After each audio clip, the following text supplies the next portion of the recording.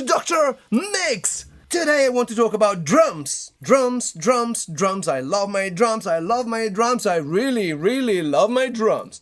Yes, I do. I would like to explain how to fake drums in a way, how to play virtual drums. So when I say virtual, I mean whatever you are using that doesn't involve a real drummer and a real kit. You know what I mean?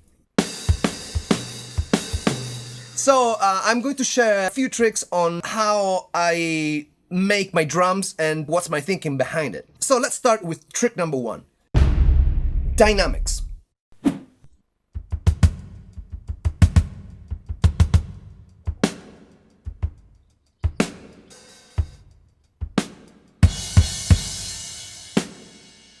Right? So dynamics are so important. You may have the best sounds in the world and still end up with a bad imitation of drums because you don't put the necessary dynamics that make that rhythm interesting.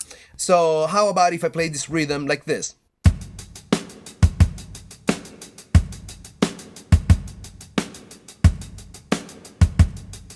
You clearly know that these are fake drums. No drummer ever would sound like this.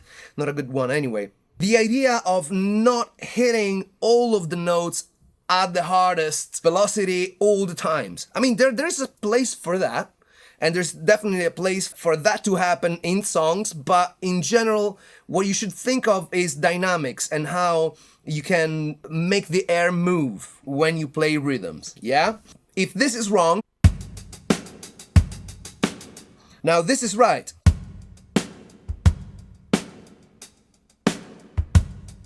So one of the things that I'm doing is I'm using different dynamics on the kick drum. So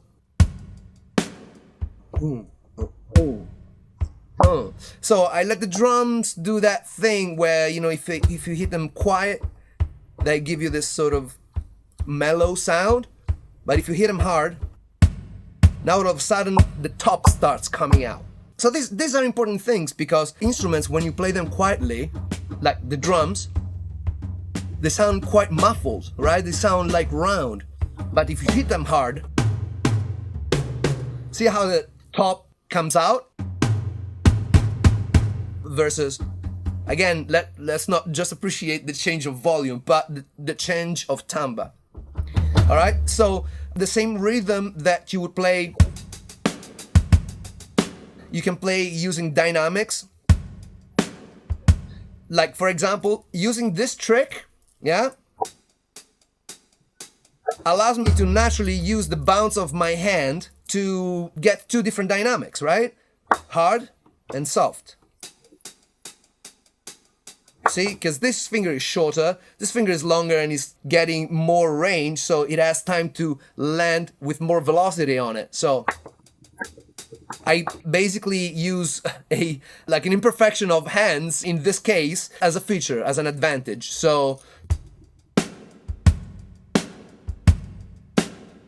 I'm not playing. I'm going. I'm putting an effort into using that pickup note in a more gentle way. So, wrong? Right. Next! The sound. I have developed my drum sound over a long period of time. I know what kind of sound I like from the drums in general. I mean, as a general rule, yeah? I like sounds that make the air move, that convey that sense of movement. You cannot do that if you don't have enough low end to move those speakers. You cannot do it if your instrument is not well balanced. A lot of time for me is to just set the level of each drum. So I know that I like, for my dynamic, for the way I use my hand, when I go full blast, I want these two sounds to have the exact same level. Right? And if I play them quietly, I want them to react exactly the same way because these are kick and snare, so I need to count on them. I kind of mix them in a way. And developing the sound and the balance of it is part of the process. Let me show you what is my kit of choice. So here it is, Abbey Road 70s drummer by Native Instruments. I really, really like this instrument because it allows me to do a lot of things. Like I can choose this snare drum, yeah? Let me remove the reverb. I've put a generic reverb on top of it, right? But just for the snare drum, I can tell, you know, how short I want it. Right? Which makes a difference, right?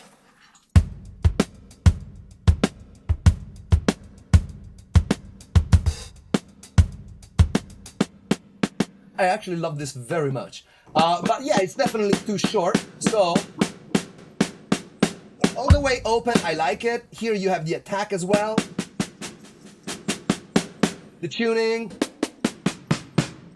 So depending on the track, you know, if I'm doing, I don't know, maybe a ballad.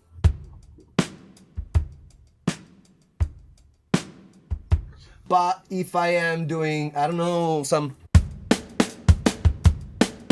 you know, some faster tempo, I may choose to have it a bit tuned up. So the mixer, as you can see, I have modified this quite a bit. On this particular one, I've got kick, and this is that sort of SSL style. And I have used time and time and time to really tweak them, to really obtain the sound that I have in my mind. This is a process that took me years. I've been using this kit for years. So every time I have to do some kind of drums, I always go back to this kit most of the times, 90% of the times, because I know it so well and I know how to tweak it in order to get to the sound. But I want to stress this because it's important. And even if today I'm going to take too long, so be it. I'm going to take too long.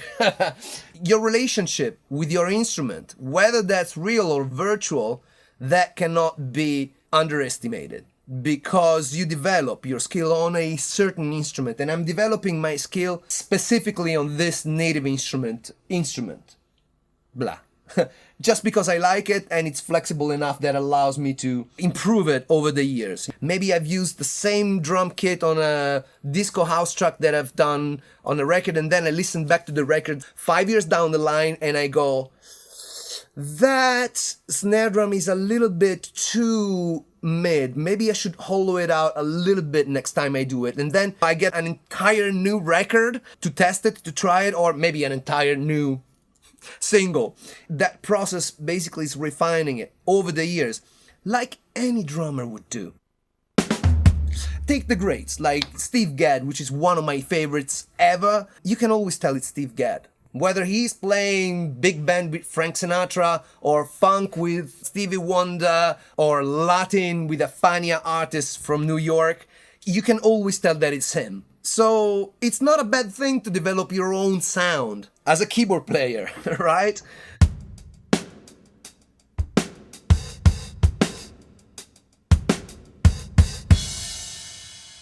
Next! Learn from the greats. You can have a great sound, can have a good timing, about which I'm gonna speak later, but still you may miss the vocabulary. There is a vocabulary of drum rhythms and drum fills for each genre. There are a few super, ultra, uber famous ones, and I'm gonna go through some of them. This one. Basically, you can get away in a pop session just doing this fill over and over again, and everyone will be happy and nobody will complain.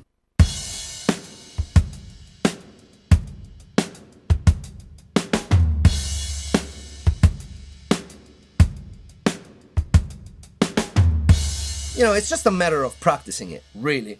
But you have to notice it. So if you're listening to records that you like, you may want to pay attention to drum fills that come all the time. Like this particular fill, you can extend it and go.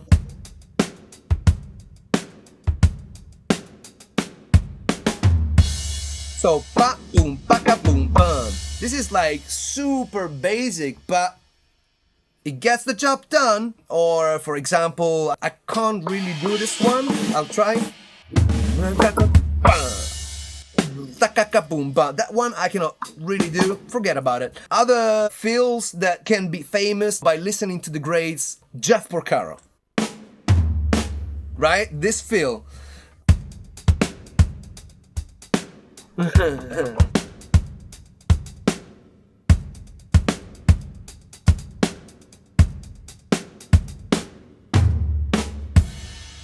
feel, that's Jeff Porcaro. He will do a lot of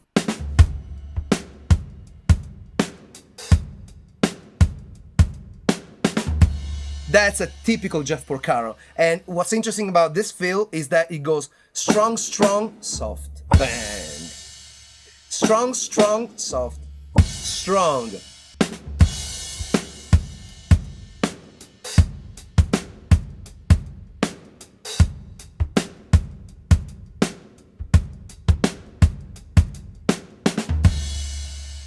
He uses this famous feel also on the intro of Girl Is Mine.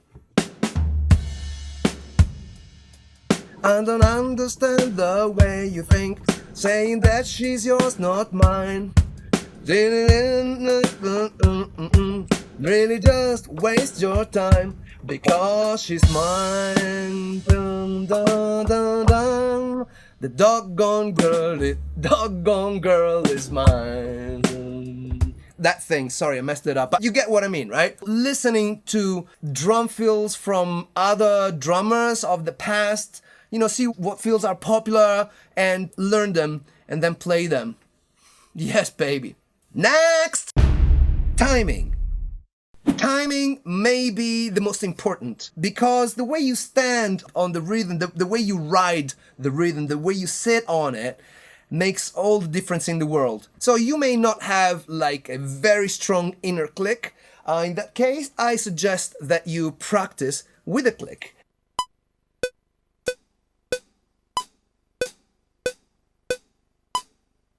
See, there are many ways that you can sit on the rhythm. This is a bit late. This is a bit early. Right? But you really want to sort of start feeling it, and more than anything, you have to relax. You have to breathe. You don't have to rush. I know that you know what note to play next, but don't rush it.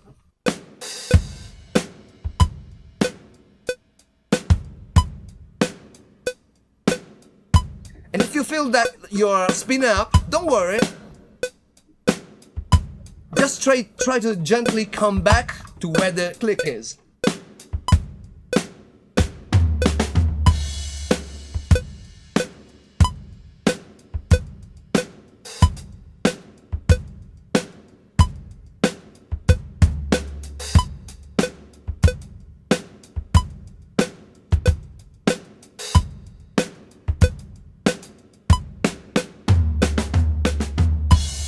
Especially during the fills, because you tend to want to get to your destination, then you may sometimes speed up. It's important that you breathe during those passages.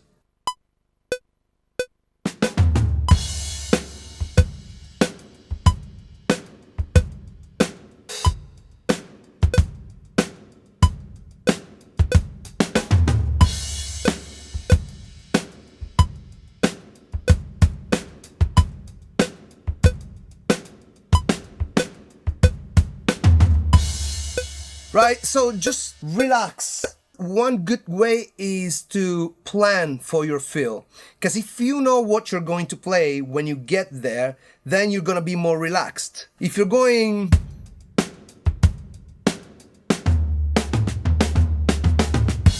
you weren't ready for it, you didn't think of the phrase. If instead you know that you're gonna do that fill that you know very well, incidentally, I'm gonna do it now. And then I can sort of, you know, see it come and be ready for it and know that I have to relax when that happens. Next! Drum placement. To me, it's very important where I put my drums. I want them to be in a place where it's predictable, where I can remember it and where I can get there easily with some organization as well. The way I do it is based on the GM, General MIDI, because that's what I've programmed on for a long time. So I have my kick here, my snare here, another snare here, and then I have a third snare here. So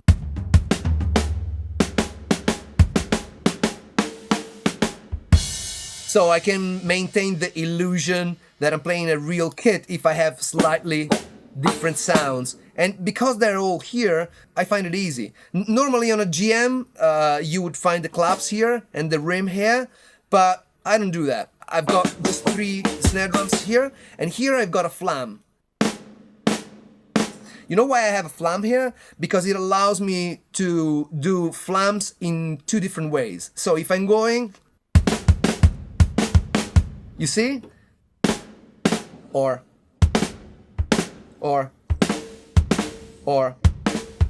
So I'm doing literally this with my fingers, but here I've got it as just one key that produces the flam. So if I'm doing, see? Traku traku bam, it's not, it's, so it's 2 different sounds, so it gives the illusion that I'm really playing as pu prapu, and then I played it slightly differently, prapu. The difference between these 2 things is massive. It makes the difference between the kit being believable or not.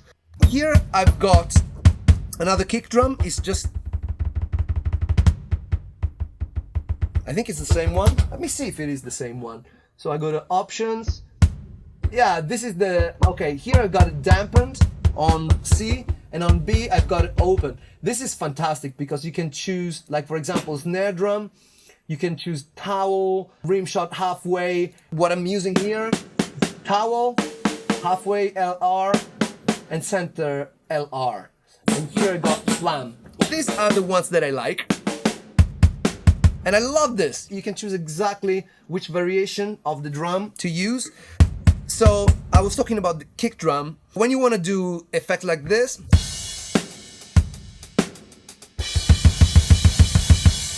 you know, you can introduce a little bit of variation on that kick drum. Or if you want to do like solo kind of stuff, Dave Weckl kind of stuff.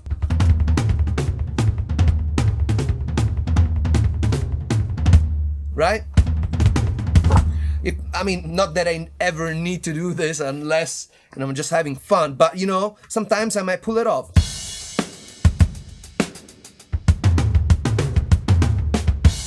You know, I may decide to do that. So that little exercise, tupu, tupu, tupu, tupu.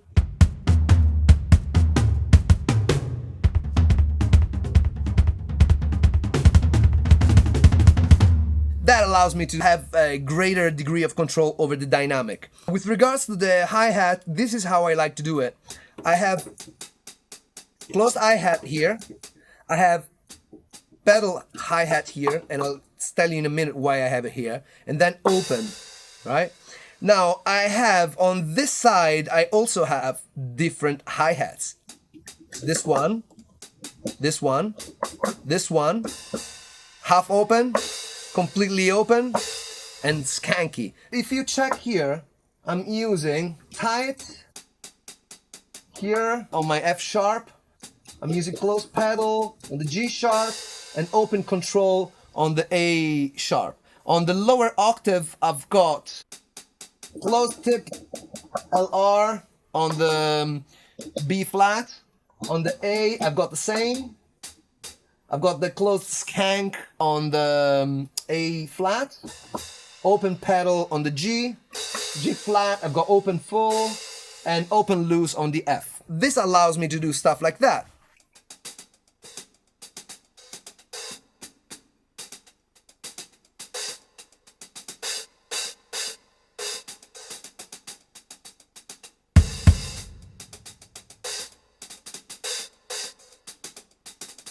I can get a lot faster if I do that.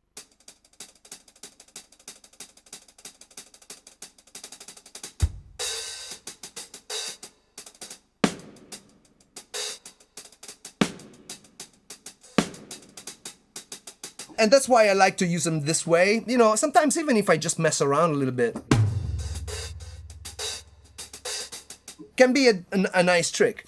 Now, why do I have the close hi-hat here? I think it's part of the GM tradition. When I have a rhythm and I want to go on the ride, I make sure that I'm using this on, what is it, 8 notes? So I go like,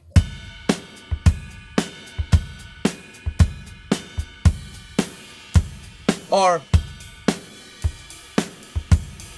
I always counter beat the rides with the closed hi-hat because that's what drummers do. Like, for example, this thing pretty much is always going. One trick that I do, because I'm not able to do fills while doing that, I mean, I can try. Yeah, but this is what drummers do. So most of the times, if I do my take during like the ride part, I will do it straight away. But if I'm doing a fill now, okay, I will overdub this movement so that whilst happens, we still got the going. So I make up for lack of dexterity or time to develop it with overdubbing. So as long as your drums sound cool, which gets me to the next subject, which is the cymbals. So again, from GM, I'm used to have nice crash hit here and another here, right? Everything else is ride. Sorry. Apart from this one, which is another crash, this is another crash, and this is like China, that kind of stuff. Basically, my rides are here. So if I go with rides that are here and I go with some hi-hat on my left hand,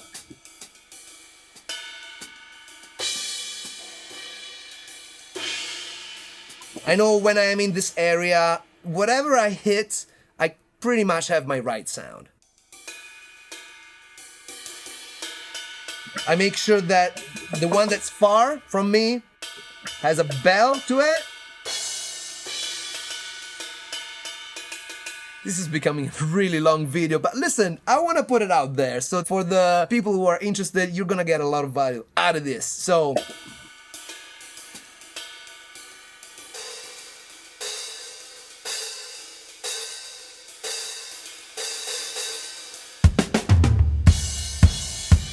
another thing that I do, because I know that,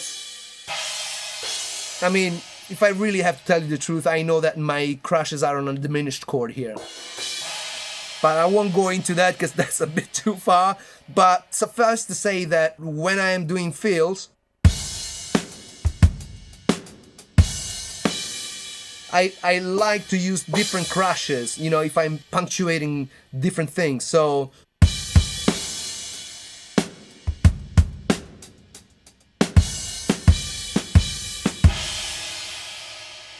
the last thing about drum placement is I've got a little bit of military stuff here. In case I want to do the Crazy Army by Steve Gadd, which I could never do actually.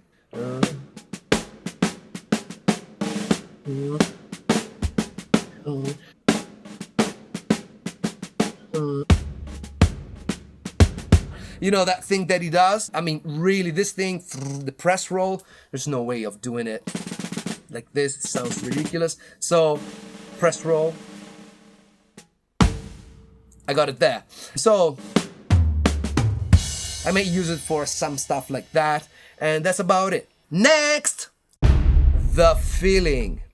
Ultimately, like everything in music, drums is about feeling. The way I personally feel about them is that they should always make me want to dance. If I have that feeling that the drummer conveys and it makes my butt want to move, I know we are there with the groove. So it's intentional, because intentions do matter. If you're playing like a house track, okay, like a disco track, and you may be thinking, it's just poons, poons, poons, poons, what feeling is there? There's a lot of feeling. So you can do it wrong and do. or you can go.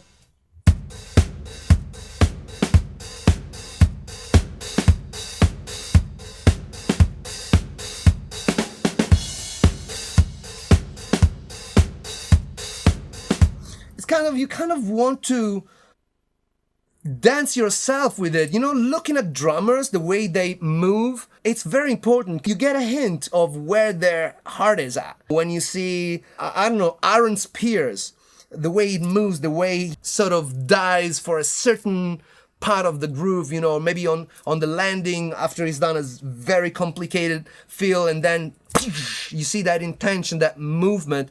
Drums are about movement.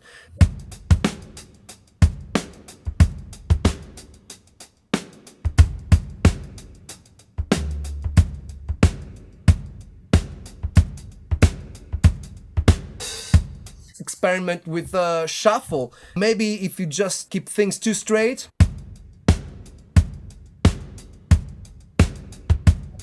maybe it's boring. Maybe if you introduce a little bit of shuffle, or maybe a lot of shuffle.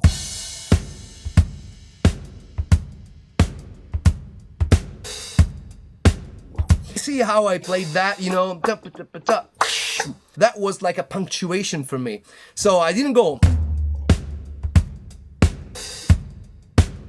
I made a statement on that hi-hat.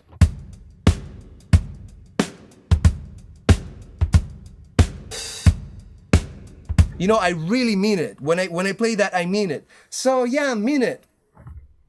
Mean it, enjoy it. Watch other drummers steal their mojo.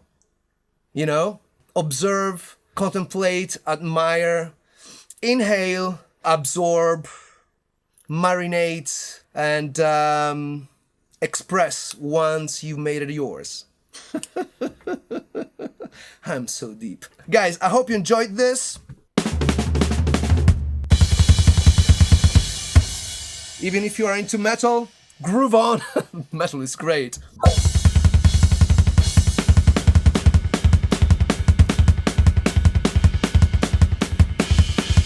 You know, every music style has its own groove. I will see you later. Thanks for tuning in. I love you so much. I think that you should watch this video next. And thanks for watching. Bye.